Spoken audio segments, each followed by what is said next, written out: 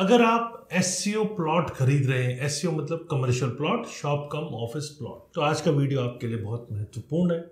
आज मैं आपको बताऊंगा किस तरह से एफएआर इसके अंदर काउंट होती है, किस तरह से एफएआर लोड होती है, कितना एरिया आप बना सकते हैं, क्योंकि कई बार प्लॉट आप खरीदते हैं बना हुआ नहीं खरीदते हैं। जनरली कई डेवलपर्स बना के भी दे रहे हैं। क्या इसके अंदर बायलॉज कहते हैं क्या बेसमेंट फ्री एफएआर होती है नहीं होती है, क्यों और प्लॉटों से इसकी एफएआर ज़्यादा होती है, ये भी आपको मैं एफएआर की एग्जैक्ट कैलकुलेशंस करके बताऊंगा। और साथ में क्या चैलेंजेस आ रहे हैं जो लोग एससीओज ले रहे हैं वो आपको बताऊंगा, क्योंकि इसके प्रॉस एंड कॉन्स दोनों समझना बहुत ज़रूरी है। एससीओ आए काफ़ी टाइम हो गया है, पॉलिसी डेवलप हो गई है, 3-4 साल का समय एक ठीक ठाक समय होता है जब वो मार्केट में पूरी तरह से पॉलिसी रन कर चुकी होती है। पोजीशन के बाद बहुत सारे प्रोस एंड कॉन्सेप्ट सामने आते हैं, तब पता चलता है कि आखिर ये पॉलिसी फायदे का सौदा थी या नहीं थी। तो आज इसी पॉलिसी के ऊपर हम बात करेंगे। कमर्शियल प्रॉपर्टी में एससीओ प्लॉट्स की इन्वेस्टमेंट कैसे रहेगी, आज इस पे बात करेंगे। चलिए वीडियो को शुरू करते हैं। और हाँ, अगर वीडियो पसंद आए तो लाइक कमेंट शेयर करना ना भूलें। फ्यूचर में रेगुलर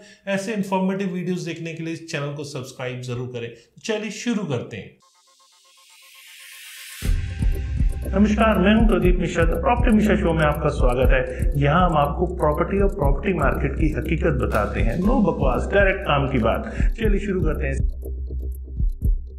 इससे पहले कि हम इसमें आगे बढ़े, आपको सबसे पहले मैं ये कैलकुलेशंस बताता हूँ कि एससीओ प्लॉट्स बनते कैसे हैं। इसको 1 एकड़ के एग्जांपल के तौर पे बताऊंगा। 1 एकड़ मतलब 4840 स्क्वायर यार्ड। इसके मैं स्क्वायर फीट में कन्वर्ट करता हूँ तो 43,560 स्क्वायर फीट इसकी कैलकुलेशन बैठती है। अब ये policy government SCO plotted colony के लिए लेकर आई थी और उस पॉलिसी के हिसाब से यहाँ कमर्शियल प्लॉट ही डेवलप की जा सकती है। कमर्शियल प्लॉट मतलब जैसे मैंने बताया 1 एकड़ में 43,560 स्क्वायर फीट होते हैं। इसका पॉलिसी के हिसाब से 35% ग्राउंड फ्लोर कवरेज एरिया होना चाहिए।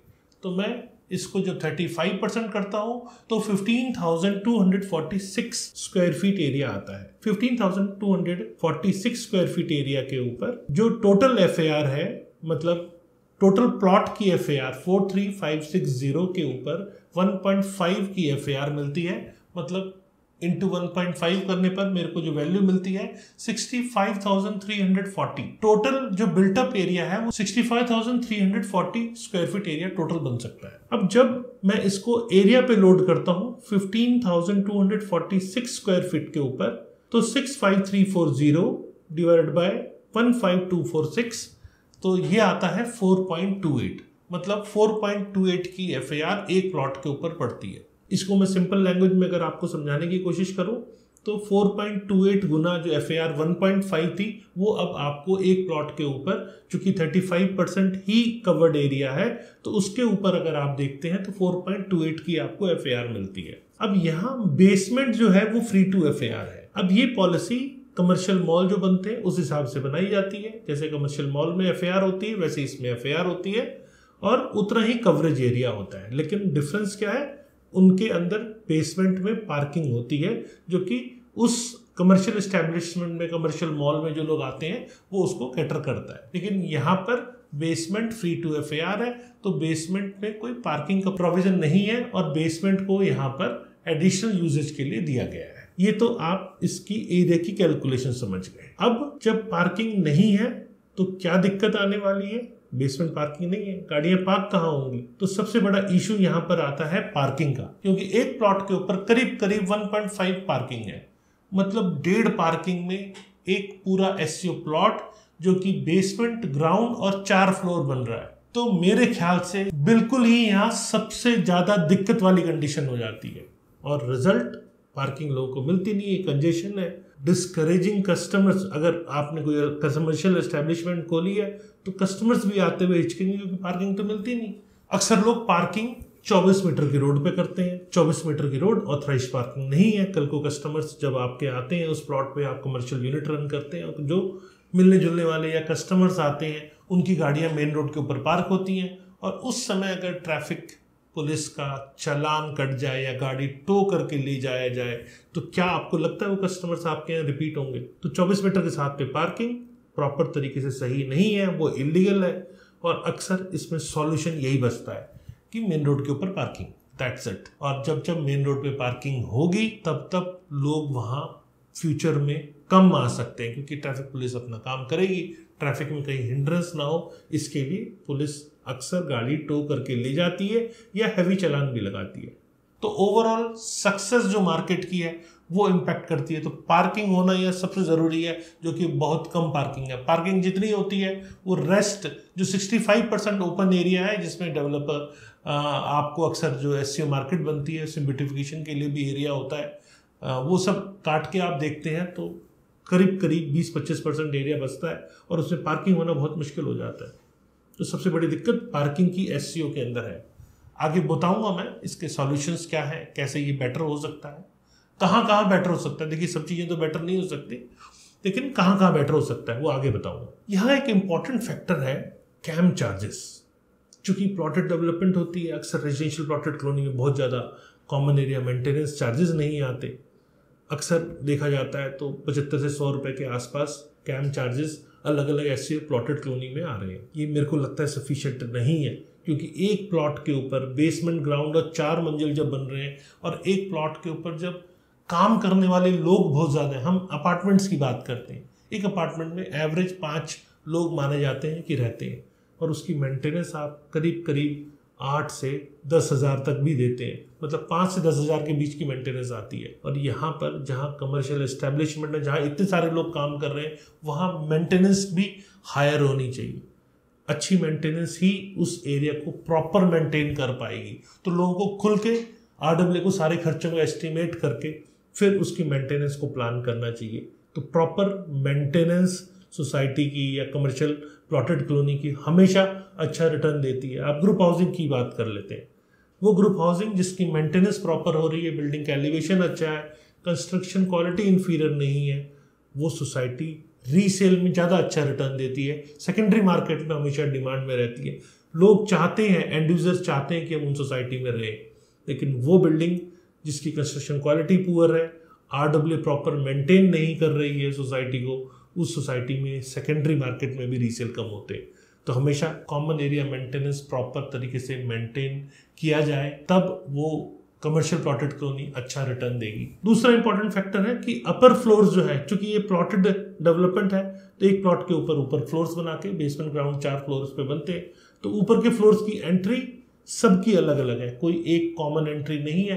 तो एंट्री जो स्टेयर्स केस है, लिफ्ट है, इतनी सारी बनती है और हर प्लॉट की अलग अलग बनती है। तो ऊपर के फ्लोर के ऊपर विजिबिलिटी, एक्सेसिबिलिटी जो है वो कहीं हद तक थोड़ी सी कम हो जाती है, क्योंकि वहाँ ऊपर जाने के लिए आपको पीछे से बैक डोर से अगर एंट्री करनी पड़ती है तो ऊपर के ऑफिस स्पेस तक तो चल जाता है, लेकिन शोरूम या कोई बड़ा रिटेल आउटलेट चलना थोड़ा मुश्किल हो जाता है। तीसरा इंपॉर्टेंट फैक्टर है फ्रंटेज। करीब 20 से 25 फीट का फ्रंट रहता है। 20 से 25 फुट का फ्रंट एक शोरूम को चलने के लिए बेटर होता है, आराम से शोरूम चल सकता है उसके अंदर। लेकिन ऊपर के फ्लोर्स, जी हाँ, ऊपर के फ्लोर्स में अगर जाना है तो वो थोड़ा सा मुश्किल हो जाता है, क्योंकि उसकी एंट्री अगर फ्रंट से दी गई है तो फ्रंट कम हो जाता है। फ्रंट कम होना मतलब शोरूम में जो अगर 15 फीट का फ्रंट रह गया तो शोरूम में वो बात नहीं आएगी, बड़े ब्रांड्स आने में थोड़ा सा हिचकेंगे। तो ये फ्रंट, ऊपर के फ्लोर्स की अगर एंट्री फ्रंट से बना दी जाती है,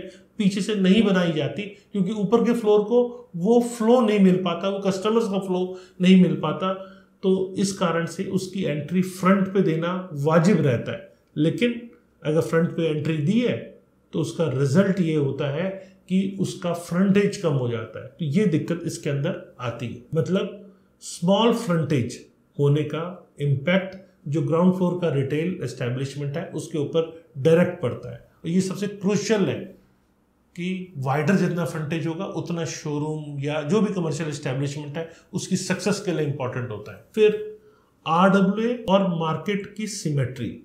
आरडब्ल्यू अक्सर आपने देखा होगा कि इसको आरडब्ल्यू रद्द करती है, डेवलपर पोजीशन के बाद आरडब्ल्यू को हैंड ओवर कर देता है। तो यहाँ आरडब्ल्यू को इंश्योर कर लेना चाहिए कि प्रॉपर सिमेट्री हो, हर अपार्टमेंट में प्रॉपर सिमेट्री हो, यूनिफॉर्म हो। लैक ऑफ स्टैंडर्डाइजेशन से अक्सर डिसऑर्गेनाइज्ड अपीयरेंस नजर आता है, जिससे अगेन बिजनेस और कस्टमर्स में वो बात जो तो मार्केट में वो अलग बात नजर नहीं आती, तब तक कस्टमर्स भी बहुत ज्यादा कई बार अट्रैक्ट नहीं होते। फिर एक बड़ा इशू आता है पावर बैकअप का। अक्सर डेवलपर पावर बैकअप साथ में नहीं देते। अगर मार्केट पूरी मिलकर रेडी होती है और फिर पावर बैकअप ऑर्गेनाइज कर लेती है तो ठीक है, क्योंकि सबको पावर बैकअप की अलग अलग रिक्वायरमेंट है। कई बार कमर्शियल ऐसे भी होते हैं जिनको पावर बैकअप बहुत ज़्यादा चाहिए होता है, कई बार किसी ने ऑफिस खोला है तो उसको बहुत ज़्यादा पावर बैकअप नहीं चाहिए होता। लेकिन पावर बैकअप एक ऐसी चीज़ है जो हमेशा ज़रूरत पड़ती है बिजनेस ऑपरेशंस में, खासकर प्रॉपर डिस्ट्रप्शन ना हो इसके लिए पावर बैकअप होना ज़रूरी है। इसी से मार्केट अट्रैक्टिव बनती है, अनअट्रैक्टिव नहीं रहती, और पोटेंशियल टेनेंट्स या कस्टमर्स आराम से आके इजीली पावर बैकअप होने के कारण अच्छा रेंटल भी देते हैं। फिर सर्विस लेन से एक्सेस, अगर प्रॉपर एक्सेस नहीं है, जो पुअरली डिजाइन सर्विस लेन है या उससे एक्सेस मिला हुआ है, प्रॉपर मेन रोड से डायरेक्ट एंट्री नहीं है, एससीओ प्लॉट्स की जो कॉलोनी बनी है प्लॉटेड कॉलोनी, उसकी डायरेक्ट अगर एंट्री नहीं है तो कस्टमर्स का फ्लो प्रॉपर नहीं होता, कंसिक्वेंटली मार्केट सक्सेस की तरफ नहीं बढ़ पाती। ये ड्रॉबैक है। तो कमर्शियल जो प्लॉटेड कॉलोनी है उसका फ्रंटेज क्या है, उसमें कितनी चौड़ी रोड्स हैं, ये बहुत इंपॉर्टेंट होती है उस कमर्शियल एससीओ प्लॉटेड कॉलोनी के चलने के लिए। इन्वेस्टर ड्रिवन सेल्स, जी हाँ, ये एक इंपॉर्टेंट फैक्टर है, क्योंकि अक्सर कमर्शियल में देखते हैं आपकी इन्वेस्टर्स प्रॉपर्टी बाय करते हैं और इन्वेस्टर प्लॉट्स तो ले लेते हैं, लेकिन जब बिल्डर कंस्ट्रक्शन करके नहीं देता और उस मार्केट में कुछ लोगों ने वहां प्लॉट पे कंस्ट्रक्शन नहीं की तो प्रॉपर ऑर्गेनाइज्ड और एक फ्रेगमेंटेड डेवलपमेंट नजर नहीं आती, जिससे अगेन डिस्करेज होता है बिजनेस या कस्टमर्स आने के लिए, वह बहुत ज़्यादा उसे पसंद नहीं करते। तो एक सिमेट्री में प्रॉपर एक साथ सबका कंस्ट्रक्शन होना बहुत ज़रूरी है, और अक्सर इन्वेस्टर्स हर कोई इमीडिएटली कंस्ट्रक्शन के लिए तैयार नहीं होते, क्योंकि एक बड़े टिकट साइज का प्लॉट खरीद कर और फिर कंस्ट्रक्शन के लिए इमीडिएटली पैसा डालना, ये अपने आप में बहुत ज़्यादा कई बार पेनफुल हो जाता है। तो यहाँ पे इकट्ठा कमर्शियल एस्टैब्लिशमेंट होना फ़ायदा रहता है उस मार्केट के चलने के लिए। लेकिन इन्वेस्टर्स के पास फंड्स की कमी हो जाने के कारण, क्योंकि बड़ा प्लॉट एक खरीद लिया तो फंड्स पूरे नहीं हो पा रहे हैं कंस्ट्रक्शन के लिए, तो ये एक परेशानी बन के सामने आती है। फिर एक इंपॉर्टेंट एस्पेक्ट आता है लिमिटेड कॉमन पैसेजेस। चूंकि कॉरिडोर शेयर्ड नहीं है, सबकी एंट्री अलग है, और अपर फ्लोर्स की जैसा मैंने बताया कि हर की एंट्री अलग अलग प्लॉट से होने के कारण एक प्रॉपर कन्वीनियंस नहीं बन पाता। आपने अक्सर देखा होगा कमर्शियल के अंदर अपर फ्लोर्स में जो लॉबी होती है, जो कॉरिडोर होता है, अक्सर लोग वहां से होके गुजरते हैं, तो ऊपर के कमर्शियल्स में भी चलने के आसार बन जाते हैं, क्योंकि अगर एक से दूसरे पे जाना है तो कस्टमर को पहले ऊपर से नीचे उतरना पड़ेगा, फिर दूसरे पे जाने के लिए अलग से ऊपर चढ़ना पड़ेगा। तो एक तरह से एक ही फ्लोर पे सारे कमर्शियल एक्टिविटी का ना होना, अलग अलग स्टेयरकेस या लिफ्ट यूज करना, इसके लिए एक हिंड्रेंस बन सकता है। फिर हाइट रिस्ट्रिक्शन, जी हाँ, करीब करीब 9 फीट की हाइट इन एससीओस के अंदर होती है, जो कि मेरे को लगता है कि अच्छे शोरूम के लिए जो 13-14 फीट जिसको सीलिंग हाइट मिनिमम चाहिए होती है, उसके लिए थोड़ा सा ये मुश्किल का सबब हो जाता है। तो ऐसे केसेस में बैंक या रेस्टोरेंट्स या ऑफिसेज ही ऐसे एससीओस में आ पाते हैं, जिनको लगता है कि यहाँ हमें हाइट की रिस्ट्रिक्शन बहुत ज़्यादा पेन नहीं करने वाली, तो वो लोग यहाँ पर आ सकते हैं। फिर बेसमेंट पार्किंग, जब पार्किंग की बात चली तो मैं ये पॉइंट भी ऐड करना चाहूँगा यहाँ कि बेसमेंट पार्किंग का होना बहुत इंपॉर्टेंट है। बेसमेंट पार्किंग इसके अंदर नहीं है, ये एक बड़ा नेगेटिव पॉइंट है एससीओ प्लॉटेड कॉलोनी के लिए, और इससे ओवरऑल बिजनेस पोटेंशियल जो है कहीं हद तक वो भी रिड्यूस होता है। फिर इनसफिशिएंट रेस्ट रूम, जब आप कॉमन एरिया में वॉक कर रहे होते हैं तो अक्सर आप मॉल्स में देखेंगे या हाई स्ट्रीट मार्केट में देखेंगे रेस्ट रूम्स बने होते हैं। यहाँ हर प्लॉट का अपना अलग रेस्ट रूम है। अगर किसी फ्लोर के ऊपर कोई ऑफिस चल रहा है और उसने अपना रेस्ट रूम लॉक रखा हुआ है तो आप चाह के भी उसे यूज नहीं कर सकते। ये एक तरह से नेगेटिव इम्पैक्ट है। तो इससे मार्केट की फंक्शनैलिटी या टेनेंट सेटिस्फेक्शन तो हो जाता है कई बार अपना वॉशरूम लॉक करके, लेकिन जो रेस्ट रूम को जो आने वाले कस्टमर यूज करना चाहते हैं उनके लिए कई बार ये दिक्कत हो जाती है। तो रेस्ट रूम कॉमन एरिया में होना बहुत ज़रूरी होता है। फुटफॉल डाइवर्सिफिकेशन, आपने अक्सर देखा होगा हाई स्ट्रीट मार्केट या शॉपिंग मॉल के अंदर बड़ा जब एंकर स्टोर आता है तो कहीं हद तक वो क्राउड पुलर भी होता है। बड़े ब्रांड आपने देखा होगा हल्दीराम या बीकानेर वाला या रिलायंस स्टोर, ऐसे तमाम बड़े रिटेल आउटलेट्स होते हैं जिनमें डेवलपर खुद उनको लेकर आते हैं। जैसे मैंने पहले भी आपको वीडियोस में बताया कि कई बार वो रेवेन्यू शेयरिंग पर आते हैं, लेकिन ब्रांड्स को लेकर आते हैं डेवलपर। तो चूंकि कमर्शियल बनाना और चलाना दोनों डिफरेंट गेम होती है, तो चलाने के लिए सारी एक्टिविटी डेवलपर्स को करनी पड़ती है। लेकिन एससीओ मार्केट में प्रॉपर एंकर्स नहीं आ पाते, तो ये भी मार्केट की ग्रोथ के लिए एक नेगेटिव फैक्टर होता है। फिर मॉडर्न डिजाइन कंसिडरेशन, अक्सर आप देखते हैं कि modern technology, high speed internet, energy efficient system, ये सब चीजें बहुत ज्यादा अट्रैक्ट करती हैं। तो एससीओ स्पेस के अंदर ऐसा ऑप्शन है कि ये चीजें दी जा सके। अगर मार्केट को अच्छा फसाड कंट्रोल किया गया है तो फसाड कंट्रोल डेवलपर अपने पास रखे या आरडब्ल्यू अपने पास रखे, तो इन चीजों को इसके अंदर डाला जा सकता है। ये एक पॉजिटिव साइड की डेवलपमेंट इसके अंदर होती है। डेवलपर इन्वॉल्वमेंट पोस्ट से, अगर डेवलपर की इन्वॉल्वमेंट रहती है, चूंकि इमीडिएटली कंस्ट्रक्शन कई बार लोग नहीं करते हैं या बने हुए एससीओ है तो इमीडिएटली वहां लीज पे नहीं देते या अपना काम नहीं शुरू कर रहे होते हैं, तो डेवलपर की इन्वॉल्वमेंट अगर 1-1.5 साल रहती है तो कंट्रोल्ड वे में इंफ्रास्ट्रक्चर या उसको मेंटेन किया जा सकता है, तो अनमैनेज नहीं रहता, तो मार्केट को स्टैब्लिश होने में ज़्यादा स्ट्रगल नहीं करना पड़ता। वैसे ऐसा नहीं है कि आरडब्ल्यू नहीं कर सकती, आरडब्ल्यू भी कर सकती है, लेकिन मैनेज वे में हो तो उस मार्केट को चलाने के लिए बेटर साबित होता है। गुड लोकेशन, एससीओ डेवलपमेंट के लिए ये बहुत इंपॉर्टेंट है कि प्राइम लोकेशन हो, जहाँ हाई फुटफॉल हो, प्रॉपर कनेक्टिविटी हो, मैं कहूँगा स्ट्रॉन्ग कनेक्टिविटी हो, जिससे नेचुरली कस्टमर्स का वहाँ पे फ्लो आ सके, प्रोमिनेंट एरिया हो। डेवलपर्स को हमेशा ऐसी साइट सेलेक्ट करते हुए, कमर्शियल डेवलपमेंट की साइट सेलेक्ट करते हुए ये सब चीज़ें ध्यान देना चाहिए, जिससे कि वो ब्रांड्स को वहाँ ला सके और वहाँ का फुटफॉल बढ़ा सके।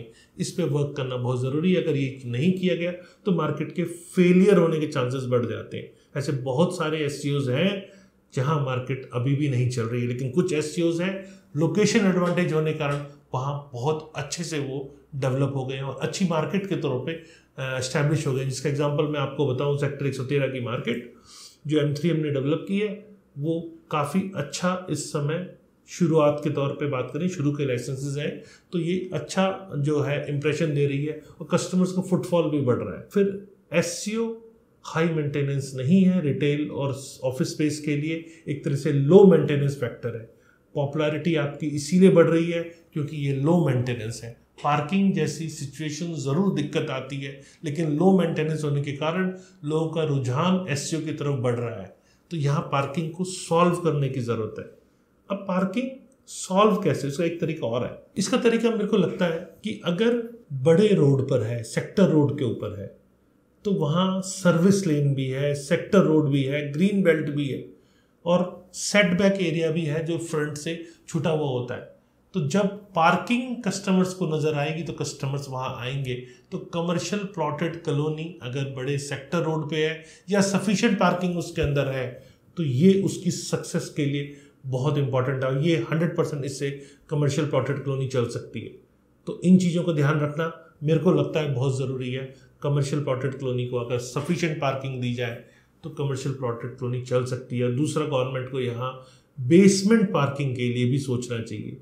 ठीक है, प्लॉट की तरह आप इसको ऊपर कंस्ट्रक्ट कर सकते हैं, लेकिन नीचे जो टोटल एरिया है उसके ऊपर पार्किंग का प्रोविज़न बनाना बहुत ज़रूरी है। नहीं तो आने वाले टाइम में ये एक बहुत बड़ा मेस है, गवर्नमेंट का एक पॉलिसी फेलियर बन सकता है। क्योंकि पार्किंग कमर्शियल के लिए सबसे इंपॉर्टेंट है। पार्किंग पार्किंग पार्किंग, बार बार मैं पार्किंग कह रहा हूँ क्योंकि गवर्नमेंट को पॉलिसी डिज़ाइन करते हुए चीज़ें सोचनी चाहिए थी, लेकिन ये नहीं सोची। तो इससे जो इन्वेस्टर्स हैं जिन्होंने इसके अंदर इन्वेस्ट किया है अपने ऑफिस खोलने के लिए या रेंटल पर्पस के लिए, उनके लिए एक परेशानी का सबब आने वाले टाइम में बन सकता है। इसका एक सॉल्यूशन मुझे और दिखता है, जैसे द्वारका एक्सप्रेसवे है, 150 मीटर की रोड अब बनी है जो पहले 210 मीटर की एक्वायर हुई थी और उसके अंदर ये मैंडेटरी था कि सर्विस लेन जो डेवलपर की लैंड के अंदर आ रहा है वो डेवलपर बना के देगा। लेकिन चूंकि द्वारका एक्सप्रेसवे को अब 150 मीटर कर दिया गया है तो सर्विस लेन भी 150 मीटर के अंदर बन रही है। जो 210 मीटर की रोड के हिसाब से सर्विस लेन बननी थी वो सर्विस लेन ना बन के अब वो खाली जगह रहेगी। तो मुझे लगता है कि वो एरिया पार्किंग के लिए यूटिलाइजेशन होना चाहिए, क्योंकि वो लैंड ऑलरेडी डेवलपर से अथॉरिटी ने ले ली। क्योंकि डेवलपर का मैप ही तब सैंक्शन होता है जब वो लैंड अथॉरिटी को सरेंडर होता है। तो लैंड डेवलपर के पास से चलेगी और अथॉरिटी उस पर कोई काम नहीं करेगी। क्योंकि एक्सप्रेसवे अपने आप में इंडिया में एक अहम रोल पे है, तो उस एक्सप्रेसवे की ब्यूटिफिकेशन भी मेंटेन रहे और जो पार्किंग स्पेस है, वो जो एडिशनल स्पेस है 150 और 210 मीटर के बीच का स्पेस, उसको प्रॉपर पार्किंग के लिए यूज किया जाए। तो सेक्टर की पार्किंग ओवरऑल कमर्शियल एस्टेब्लिशमेंट हो ना हो, इंक्लूडिंग रेजिडेंशियल एस्टेब्लिशमेंट्स के लिए भी उसको यूज करके बेस्ट उसका यूटिलाइजेशन किया जा सकता है। कैसी लगी आपको मेरे द्वारा दी गई जानकारी? अगर जानकारी पसंद आई तो लाइक कमेंट शेयर करना ना भूलें और फ्यूचर में रेगुलर ऐसे इंफॉर्मेटिव वीडियोस देखने के लिए मेरे चैनल को सब्सक्राइब करें। नमस्कार और जय हिंद।